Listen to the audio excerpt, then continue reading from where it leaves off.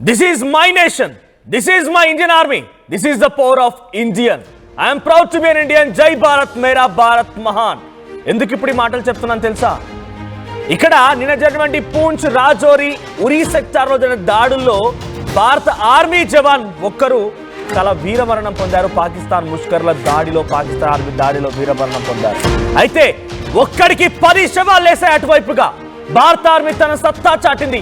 ఇటువైపు నుంచి ఒక్కరిని ఢీకొంటే అటువైపుగా 15 మందిని అంతు తేల్చింది భారత ఆర్మీ. చూసారు కదా భారత ఆర్మీ విడుదల చేసిన వీడియోలో, ఆ వీడియోలో చూసేటువంటి ఆ బాంబు మిసైళ్లు బయటికి వెళ్తున్నాయి. యుద్ధ ట్యాంకర్ల నుంచి విన్యాసాలు చేస్తుంటే ఒళ్ళో నుంచి రోమాలు నిక్కపడుతున్నాయి. అటువంటి సినారియో నా భారత army. I'm proud to be an Indian.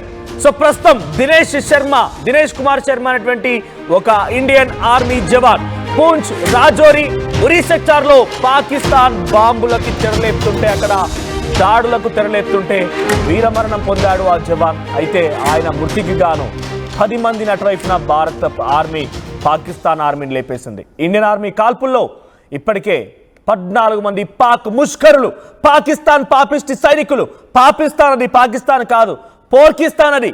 So ఈ పాకిస్తాన్ సైనికులు హతమయ్యారు. 14 మందిని భారత ఆర్మీ మట్టుబెట్టింది. పాక్ కాల్పని సమర్థవంతంగా జవాన్లు తిప్పికొడుతున్నారు. సామాన్య జనావాసాల పైన కూడా పాకిస్తాన్ కాల్పులకు తెరలేపుతోంది. రాకెట్ లాంచర్లు, మోటార్ షెల్స్తో దాడులు చేస్తోంది. ధీటుగా ఇటు ఇండియన్ ఆర్మీ కూడా జవాబు చెప్తోంది. చూడండి, ఇక్కడ చిన్న పిల్లలు కనిపిస్తున్నారు కదా, ఇక్కడ కనిపించేటువంటి ఆ ముద్దుగా కనిపించేటువంటి 2 చిన్న పిల్లలు కూడా పాకిస్తాన్ ఆర్మీ చేసినటువంటి ఆ దాడుల్లో, ఆ బాంబ్ బ్లాస్ట్లో వీరమరణం పొందిన వారు కూడా ప్రస్తుతం మరణించారు. ఇలా 15 మంది సామాన్యులని హతమార్చింది పాకిస్తాన్ ముష్కర్లు. మరోసారి బాంబ్ బ్లాస్ట్లు చెరలేపి మరొక 15 మందికి గాయాలు చేశాయి. మరొక 15 మంది మరణించారు. సుమారుగా అటుగా ఒక 20-30 మంది వరకు కూడా వారంతా కూడా గాయాల పాలై ఆసుపత్రిలో చికిత్స పొందుతున్నారు. చిన్న పిల్లలు, చిన్న నివాసాలు, సామాన్యమైనటువంటి బతుకులు, చిన్న జీవితాలని చిన్నాభిన్నం చేసే విధంగా అటువైపు నుంచి పాకిస్తాన్ దాడులు చేస్తోంది. కానీ భారత ఆర్మీ ఎట్టి పరిస్థితుల్లో వారు వదిలిపెట్టే ప్రసక్తే లేదు. భారత ఆర్మీ అంతకంతకు తిప్పికొట్టింది. ఇప్పటి వరకు 15 మంది పాకిస్తాన్ ఆర్మీ సోల్జర్స్ని, పాకిస్తాన్ ముష్కర్లని, పాకిస్తాన్ కుక్కలని మట్టుబెట్టింది భారత ఆర్మీ. సో అటువైపు మన వైపు నుంచి ఒక్క ఆర్మీ సోల్జర్ మరణిస్తే అటువైపు 15 మంది తలలు తీసాం, 15 మంది అంతు చూసాం. ఇప్పుడు కదా భారత సత్తా ఏంటో అందరికీ తెలవాల్సిన అవసరం ఉంది. కానీ ఇక్కడ చాలా చింతించాల్సిన అంశం ఏంటంటే ఆ సామాన్యులు కూడా మరణించారు చూసారా, సామాన్యులు కూడా ఇబ్బంది పడడం చూసారా, సామాన్యులు కూడా చాలా తీవ్రమైనటువంటి ఇబ్బందులు ఎదుర్కొన్నారు చూసారా. డెఫినెట్గా కొంత చింతించాల్సిందే.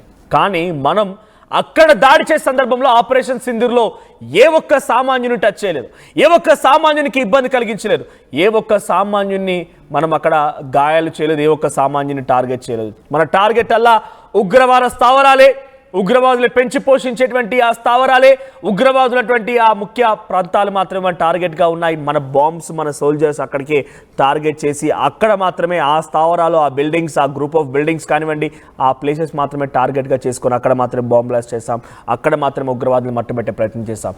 200 మంది ఉగ్రవాదులను ఆపరేషన్ సింధూర్ పేరిట జరిగినటువంటి ఆ దాడిలో అటువైపు నుంచి పాకిస్తాన్ ముష్కర్లు పీచమనిపించేలా చేస్తాం. సో ప్రస్తుతం పాకిస్తాన్కి ఈ 200 మంది ఉగ్రవాదులు హతమయ్యారు. ఆ తర్వాత పాకిస్తాన్ కూడా దాడులకు తెరలేపుతూ ఎల్ఓసి వెంటున్నటువంటి పూంచి, రాజౌరి, ఉరీ సెక్టార్లో కూడా ప్రస్తుతం దాడులకు తెరలేపుతోంది. సామాన్యమైనటువంటి వ్యక్తులు మొత్తం కూడా చిన్నాభిన్నమైపోతున్నారు. 15 మంది సామాన్య సివిలియన్స్ మరణిస్తే ఒక జవాన్ కూడా మరణించారు. దీనికి ప్రతిదాడిగా పాకిస్తాన్ నుంచి 15 తలలు తీసింది భారత ఆర్మీ. మరిన్ని అప్డేట్స్ మా ప్రతినిధి సీనియర్ జర్నలిస్ట్ కృష్ణమోహన్ సిద్ధంగా ఉన్నారు. కృష్ణమోహన్, సో ప్రజెంట్ అటువైపు నుంచి కూడా పాకిస్తాన్ దాడులకు తెరలేపుతోంది. సామాన్యమైనటువంటి వ్యక్తులు కొంత ఇబ్బందులు పడుతున్నారు, సామాన్యమైనటువంటి మరణాలు కూడా సంభవించాయి, సివిలియన్స్ మరణిస్తున్నారు, చిన్న పిల్లలు ఉన్నారు దాంట్లో. నిజంగా ఇది బాధాకరమైన విషయమే. కానీ పాకిస్తాన్ వైపు నుంచి ఒక ఆర్మీ సోల్జర్ని హతమారిస్తే మన వైపు నుంచి పాకిస్తాన్ వైపుగా 15 మంది తలలు తెంచుకొని వెళ్ళాం. 15 మంది పాకిస్తాన్ ముష్కర్లని, పాకిస్తాన్ ఆర్మీకి సంబంధించిన వ్యక్తులని అంతమొందించాం. సో ఇంకా ఎటువంటి దాడులు కొనసాగుతున్నాయి, భారత ఆర్మీ ఏం చెప్తోంది, సామాన్యులని ఎమర్జెన్సీ తలపిస్తోంది అక్కడ అంతా కూడా. సో ఆ సిచ్యువేషన్లో అందరినీ ఎక్కడికి తరలించవచ్చు, వారు ఎటువంటి ప్రికాషన్స్ తీసుకోబోతున్నారు? మనోజ్, బేసిక్గా ఎప్పుడైతే ఆపరేషన్ సింధూర్ జరిగిందో పాకిస్తాన్కి ఏం చేయాలో కూడా అర్థం కాని పరిస్థితులకు వెళ్ళిపోయింది. దాంతో పాకిస్తాన్ సివిలియన్స్ మీద అటాక్ చేస్తోంది. అక్కడ ఉన్న కాల్పులు కూడా దొంగ కాల్పులు నడుస్తుంది, నేరుగా కాల్పులు జరిపే పరిస్థితి అయితే లేదు. పాకిస్తాన్ సైన్యంతో పాటు పాకిస్తాన్ ఉగ్రవాదులు కలిసి ఈ వారిని నడుపుతున్నారు. ఇద్దరు కూడా కలిసి కాల్పులు జరపడం కానీ, కాల్పులు వ్యవహారం చేయడం కానీ, ఇవన్నీ వ్యవహారాలు అయితే గట్టిగా చేస్తున్నారు. అయినప్పటికీ ఉదయం నుంచి కూడా పెద్ద ఎత్తున పాకిస్తాన్ మీద ఎదురుదాడికి ఇండియన్ ఆర్మీ దిగింది. అయితే దీంట్లో ఒక విషాద సంఘటన కూడా చోటు చేస్తుంది. కొంతమంది సివిలియన్స్ చనిపోతే కొంతమంది క్షతగాత్రులయ్యారు. కానీ ఇక్కడ ఇండియన్ సోల్జర్ దినేష్ కుమార్ శర్మ కూడా చనిపోయిన పరిస్థితి అయితే ఉంది. దినేష్ కుమార్ మరణానికి ప్రతీకారంగా దాదాపుగా పాకిస్తాన్ ఆర్మీలో 15 మంది సైనికుల్ని పూర్తిగా కూడా పాక్ రుణం తెచ్చుకుంది. సైనికులు పాక్ కాల్పులకు సమర్థంగా కూర్చున్నారు అయితే ఈ జవాన్లు.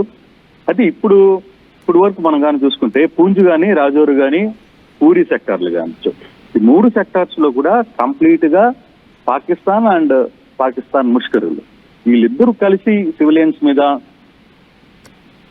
దాడి చేసే ప్రయత్నం చేస్తున్నారు, అటాక్ చేస్తున్నారు. బేసిక్ గా సామాన్య ప్రజలందరూ కూడా అక్కడ నివాస ప్రాంతాల మీద అటాక్ జరుగుతున్నాయి.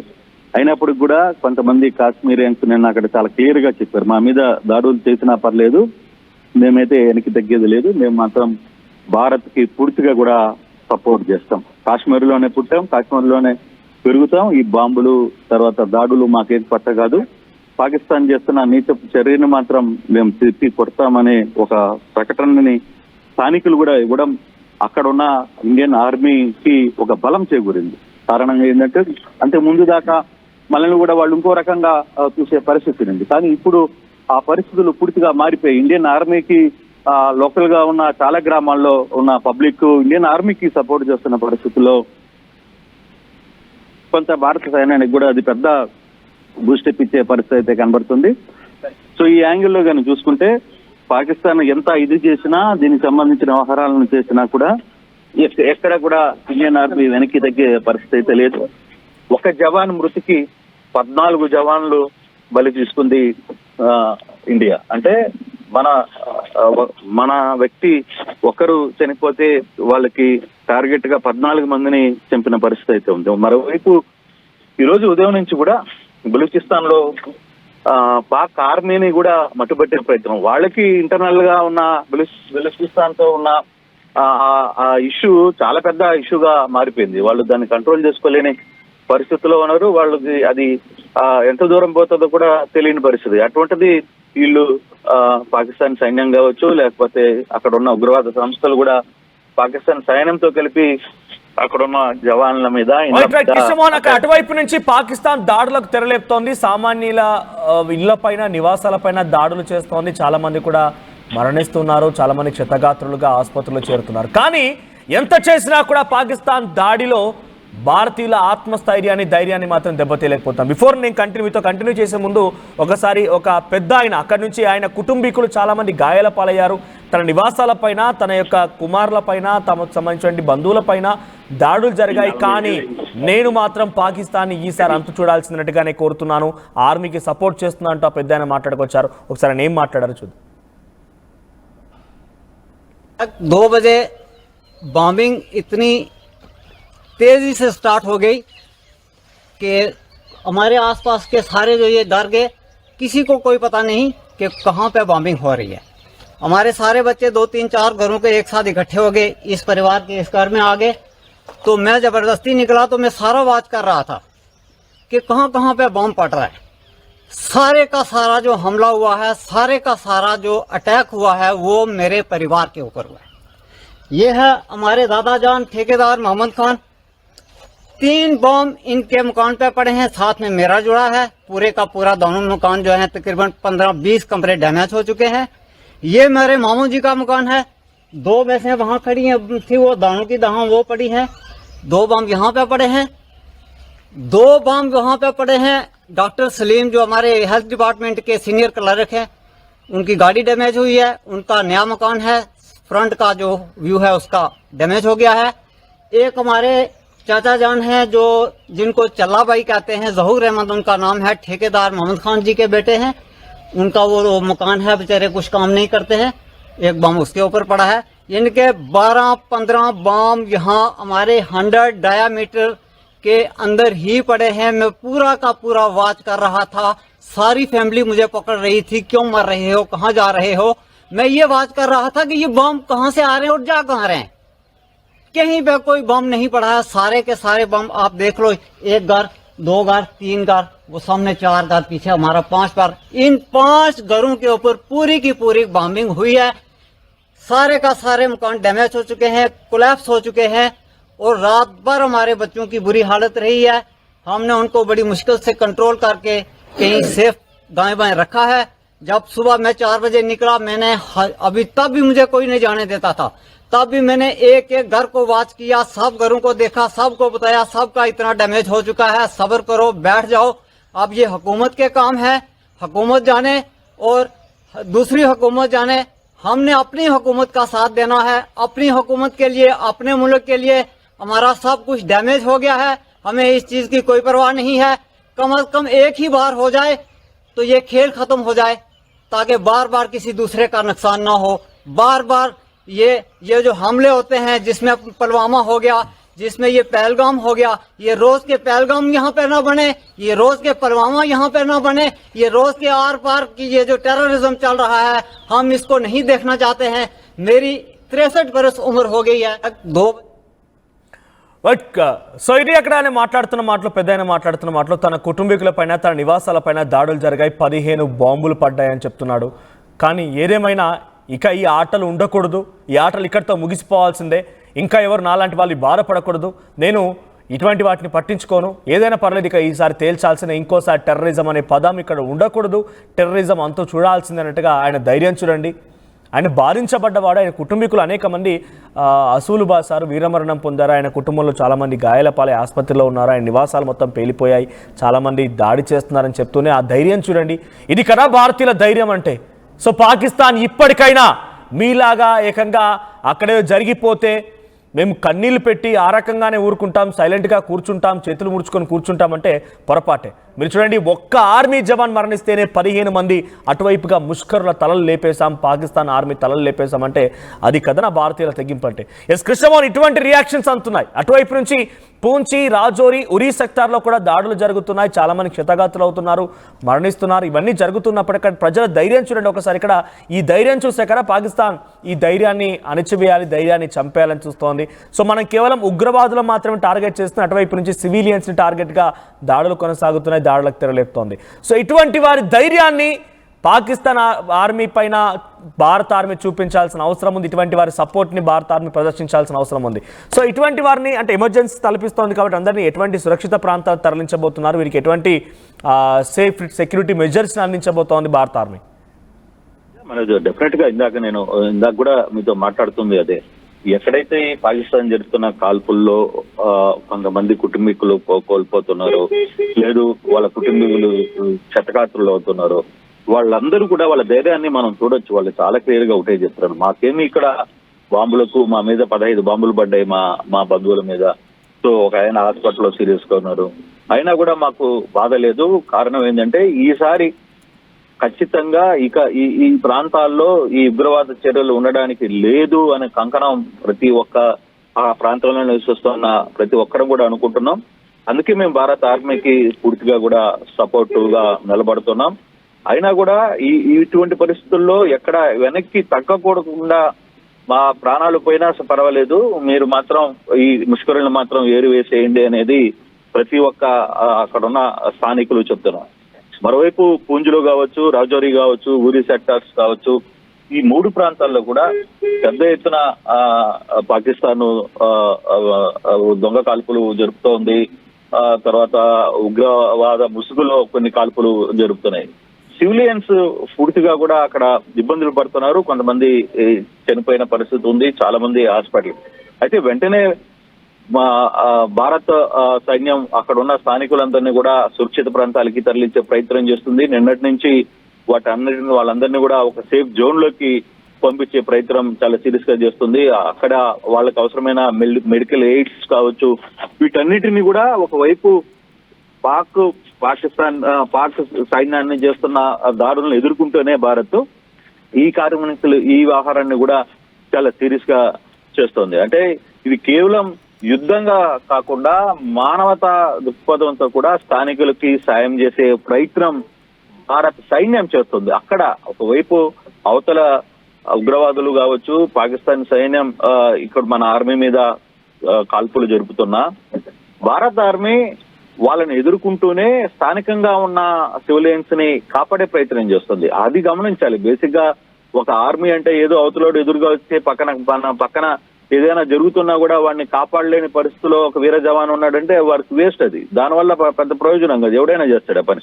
కానీ ఇప్పటికిప్పుడు ఒకవైపు మన స్థానికుల్ని, అక్కడ ఇబ్బందుల్లో ఉన్న వాళ్ళందరినీ కాపాడుతూనే ముష్కరులకి ఎదురుగా నిలబడడం, వాళ్ళని ఎదురు దెబ్బ తీయడం, పెద్ద ఎత్తున కూడా కాల్పులు జరుగుతున్న పరిస్థితి అయితే మనకు కనపడుతుంది. మనోజ్, ఆల్మోస్ట్ ఆల్ ఇప్పటికీ ఆ ప్రాంతంలో ఒక 20 మంది సివిలియన్స్ దాకా చనిపోయారని ఒక సమాచారం అయితే అందుతోంది.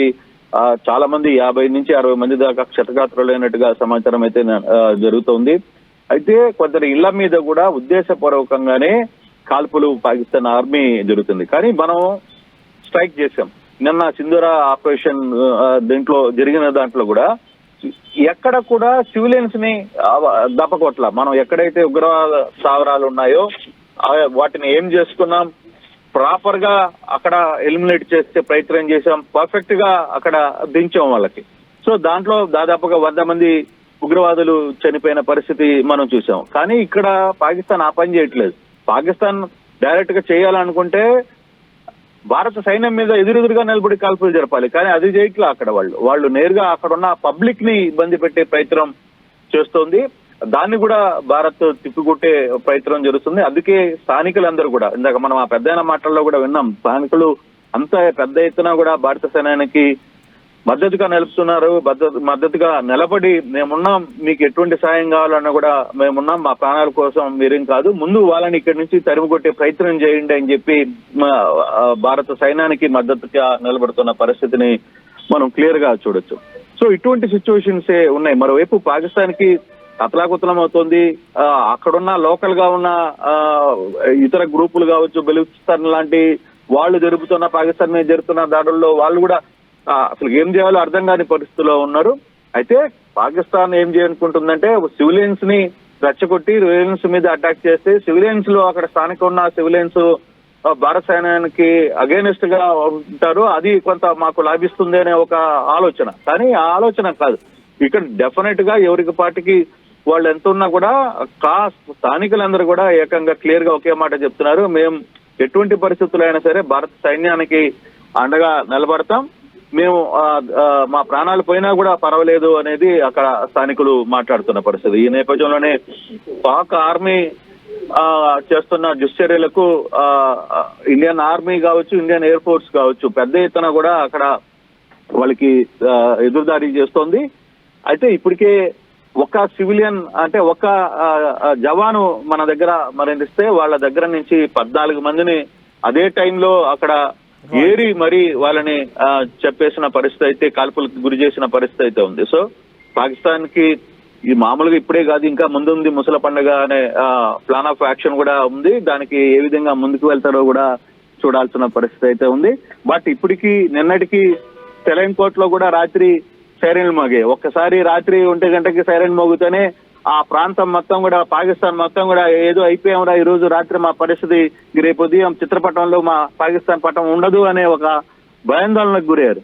బట్ కొంత ప్లాన్ ఆఫ్ యాక్షన్ కి భారత్ కొంత ప్లాన్ మార్చుకుంది. సో బహుశా 2-3 రోజుల్లో కూడా సర్జికల్ స్ట్రైక్ 2 జరగబోతుంది అనే ఒక పూర్తి సమాచారం అయితే మనకి చాలా స్పష్టంగా కనబడుతుంది. మనోజ్, రైట్ కృష్ణమోహన్. సో పాకిస్తాన్ ముష్కరుల్ని భారత ఆర్మీ మట్టుబెట్టింది. మన వైపు నుంచి ఒక పాకిస్తాన్ ఆర్మీ దాడి చేసిన నేపథ్యంలో 15 మంది సామాన్యులు, మరొక ఆర్మీ జవాన్ కూడా మరణిస్తే అంతకంతకు సమాధానం చెప్పింది. 15 మంది పాకిస్తాన్ ముష్కరుల్ని మట్టు పెడుతూ భారత ఆర్మీ చాలా పెద్ద ఎత్తున అటువైపు కూడా దాడులు చేస్తోంది.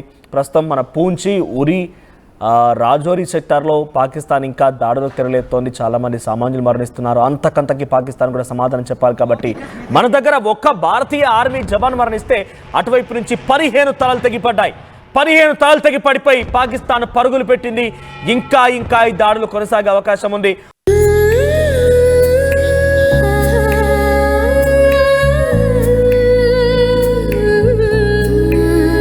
Gokulam Signature Jewels.